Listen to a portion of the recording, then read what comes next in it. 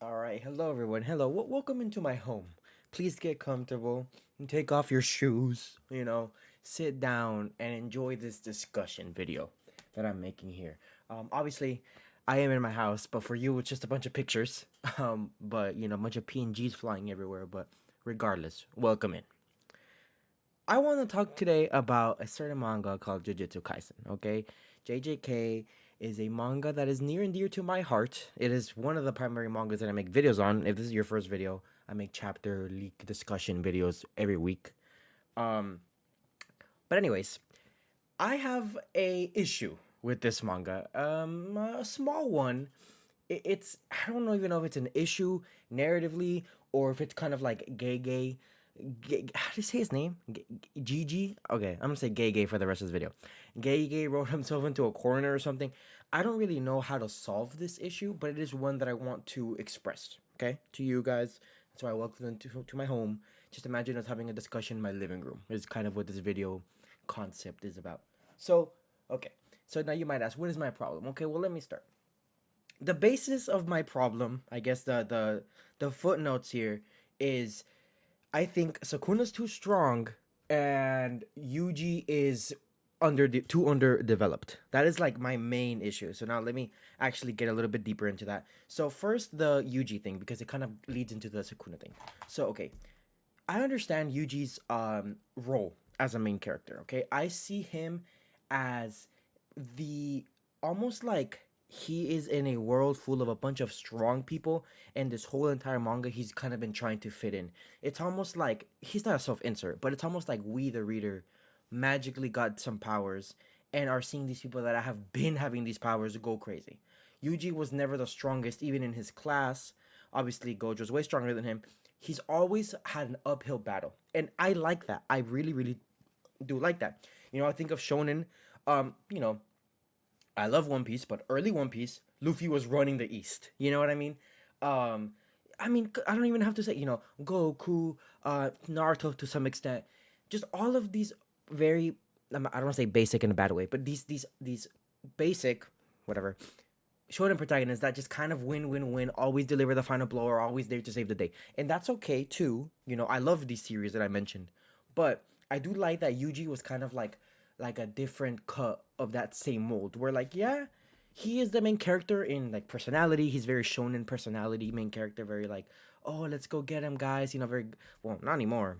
He has been going through it lately. He is kind of depressed right now, but you know what I mean. Early Yuji was a very happy guy, and I kind of appreciate that the author wasn't scared to write him a little bit differently. Like what if this series actually everybody gets a bunch of wins, but that's the thing. It's not that everybody gets wins, including Yuji.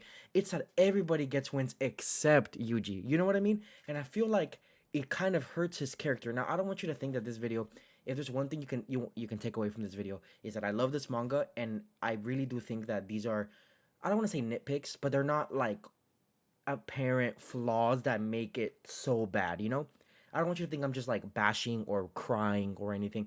I'm not even the biggest Yuji fan. He's not even in my top 5 character.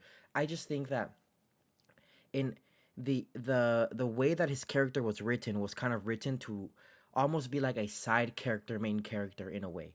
But he never really gets that moment to shine. I think his biggest feat, and mind you, the series ends in like 20 to 30 chapters if what they're saying that this is the last year of JJK is true. There's around, well, it would be like 52 weeks in a year minus a few break weeks. So we're looking at like 40 chapters a year here.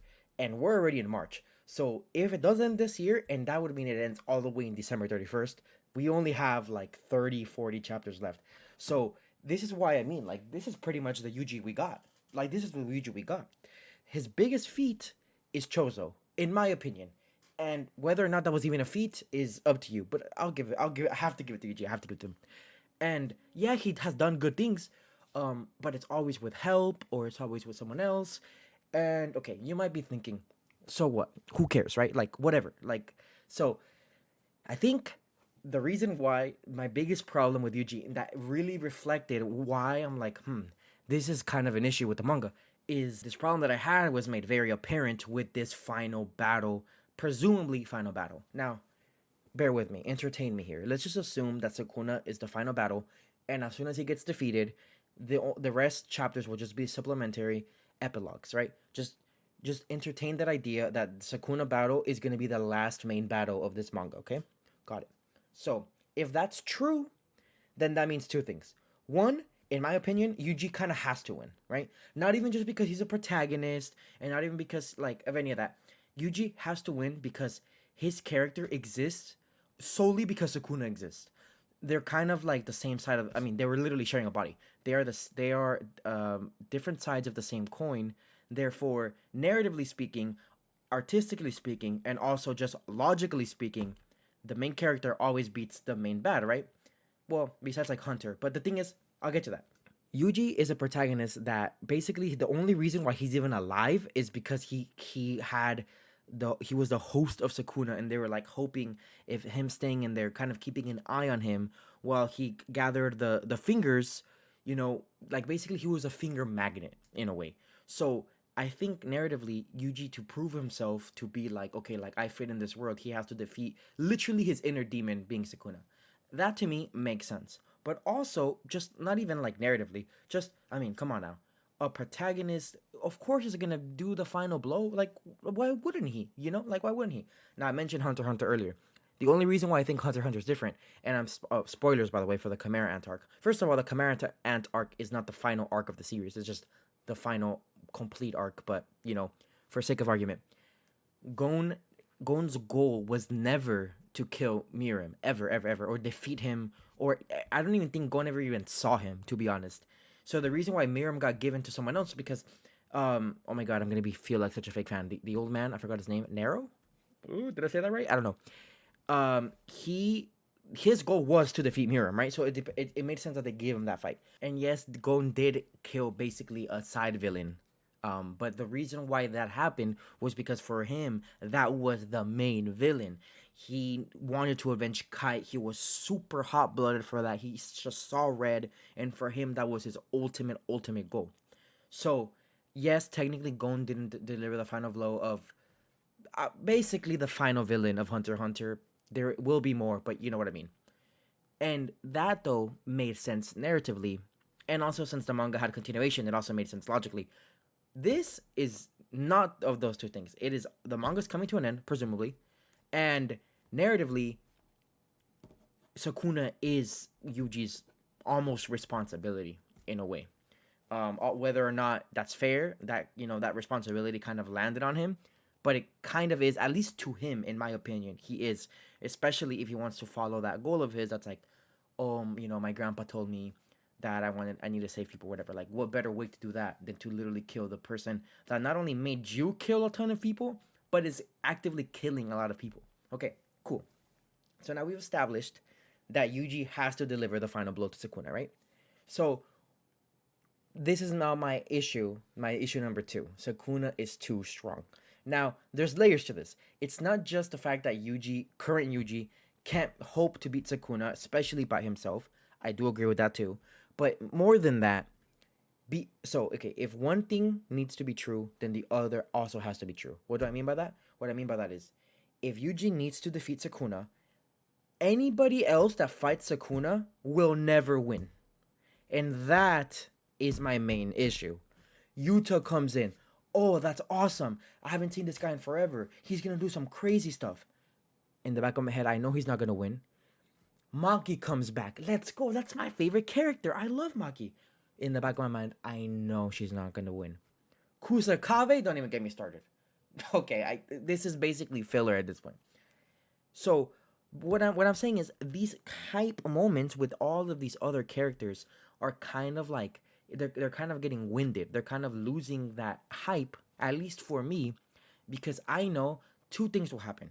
If Yuta kills Sukuna, if Maki kills Sukuna, God forbid if Kusakabe kills Sukuna, then that would suck, because that means that Yuji never had his moment, Yuji never had that development, Yuji never did anything.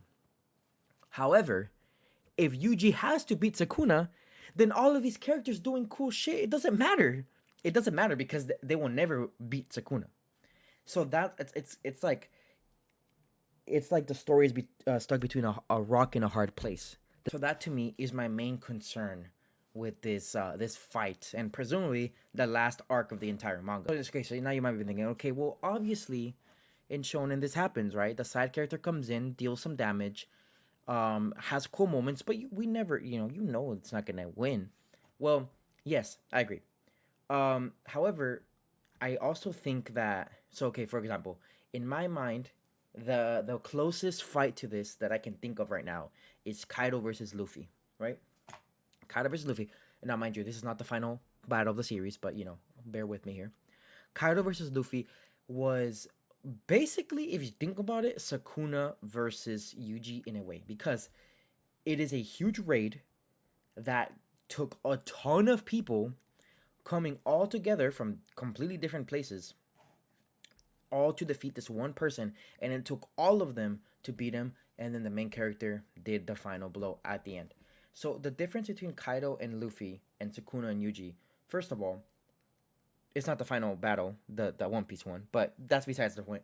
The other part is all of these characters that did threw hits into Kaido, it was like, how can I explain this? It wasn't like a 1v1, like, okay, now it's my turn, and then now he lost, and then now it's my turn and he lost. It was just a bunch of people constantly just throwing damage. Luffy was pretty much there. Yes, Luffy didn't get knocked out and then died and then came back and all that. But it felt like a group battle where Luffy was contributing just the same. This to me feels like tons of rounds where it's just Sukuna beating, while Yuji's in the back, literally coughing up blood and just kneeling. Like, Yuji's not actively participate in this battle, and I think that's the main difference here. Obviously, Kaido versus Luffy is not a perfect fight. It does have its issues.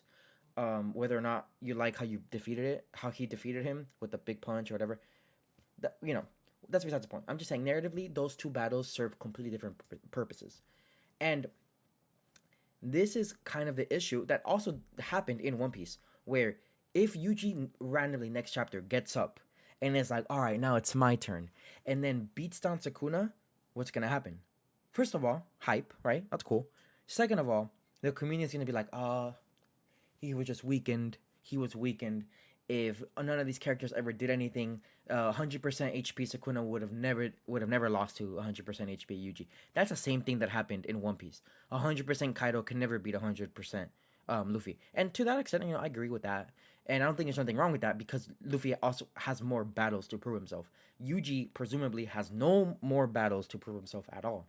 So that I think is the issue. Even if Yuji wins, people will be mad. Obviously, no matter what, you can't please everybody. But I feel like this fight kind of is going to create a divide, and it kind of already is creating a divide in the community. I mean, look at the Sukuna Kaisen memes and stuff, right? And I feel like because Yuji is almost this plot device that needs to defeat the final boss, none of these side characters are ever really going to be able to do anything significant. And that, to me, is the main issue with the JJK manga. Okay? There. Whew. I let it all out. I hope you agree. If you don't, if you disagree, let me know why. I would love to know why. Just please keep it respectful. I'm not hating on anybody. I enjoy all these characters. I enjoy this manga a lot. So let's have a discussion, please. But yeah, what do you think? Do you think that this is a big deal, or who cares, or whatever? Let me know. And yeah, quick little discussion video today. I'll see you guys next time for whatever I decide to do. Bye.